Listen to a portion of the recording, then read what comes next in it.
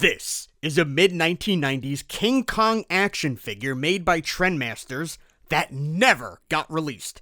That's right, this was never for sale, yet I'm holding an authentic prototype. There was almost an entire line of King Kong toys that this would have been part of, and I'm gonna show them to you.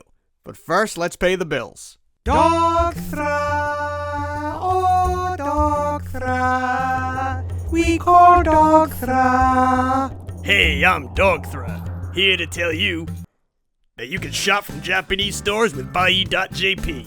That's right, you can sit at home and buy from Amazon Japan, you can bid on Japanese auctions, you can even buy from the Japanese Godzilla shop. And that's all just scratching the surface.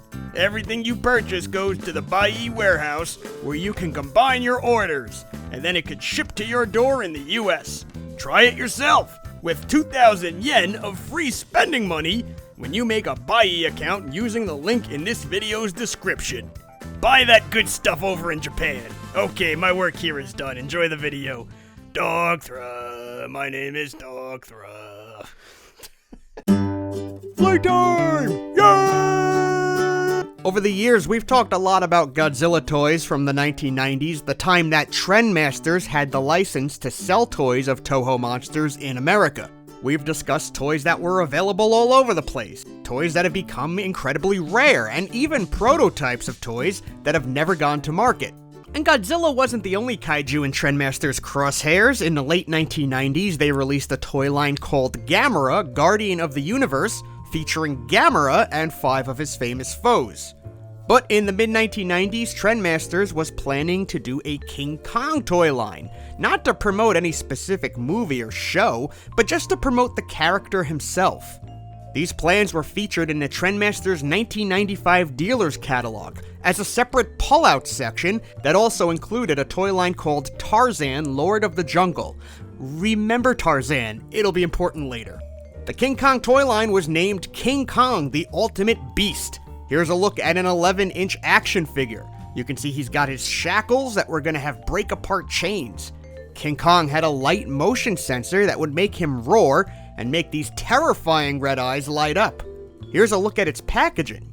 Like other Trendmasters toys around this era, the toy would have come with a power disc, or really a 3.5 floppy disk, that would feature an interactive story. King Kong would have come in a variety of sizes. The one on the left here is called Stomp and Roar King Kong. He basically does all the same stuff as the previous King Kong I showed you, but instead of a motion sensor, he appears to have a shake sensor. And he would have come with a bonus trading card.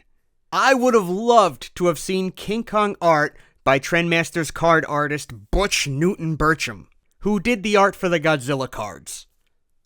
On the right is a standard King Kong action figure with articulation, and for once, we can see his eyes without the insane red glow. No shackles on this figure, but he would still roar at the push of a button. The description states that he would have come with 2 scale vehicles and 2 scale figures. Many of these King Kong figures did have prototypes made, but some, like Plush Caged Kong, didn't seem to get past conceptual art. This is a plush King Kong, again with light motion sensor triggers to make him roar, and when this happens, he would also shake the cage. Here's how it might have looked on a store shelf. Playmation King Kong has a description here that really reads like the Kongs we've already discussed. Glowing red eyes, light motion sensor, break-apart shackles, although this one lists chain-rattling action. And last, there's Kong Mountain. Shake the action lever and the mountain would break open to reveal the mighty King Kong. He responds to a shake sensor and, you guessed it, he roars and he has flashing red lights. This set would have come with a large assortment of combat figures and vehicles. The image here shows some army men. And you've seen these army pieces before in the Godzilla Attacks New York playsets. The description also mentions that, again, Kong would have break-apart chains. Here's a look at the box where it's called Monster Mountain instead of Kong Mountain. Classic Trendmasters! But this is an awesome set. Just a quick side fun fact, there is proof that at one point Trendmasters was considering a similar toy with Godzilla breaking out of an ice mountain. Just like with the unreleased Godzilla figures, some unreleased King Kong prototypes have made it into collecting circles. I have this one. He's about 8 inches. He does not have glowing eyes, but he does have a non-functional sound box. This is it. This is the Trendmasters King Kong we almost got. I'm not 100% on which of the King Kongs I just showed you this one is. They're all so similar. Too similar, I'd say. I wouldn't expect that a kid would be interested in buying multiple different King Kong figures of different sizes that are so similar. So this is a very interesting pitch. A whole toy line of one character looking pretty much the same. Although this is Trendmasters, so we have to assume that some repaint variants might have been in the future. It's incredible how jet black this Kong is. Not much articulation going on here. His head can't even turn. He's got a midsection seam, but it doesn't turn on this figure. The only articulation here is in the shoulders, where his arms can move up and down, although on this proto they're very stiff. The figure balances very well though, it doesn't really fall over no matter what I do with the arms. That ass! Here is the Trendmasters Kaiju Trifecta, Godzilla, Gamera, and King Kong.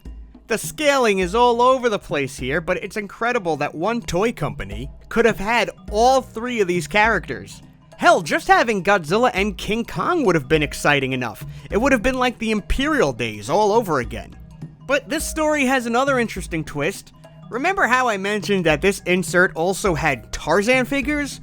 Well, that includes an action figure of Kerchak, who has light motion sensors, a roar, glowing eyes. This is the King Kong figure, just with a new head. Hell, Kerchak even came with shackles. And this did go to market. So if you own a Trendmasters Kerchak from the Tarzan line, you also own 95% of a Trendmasters King Kong.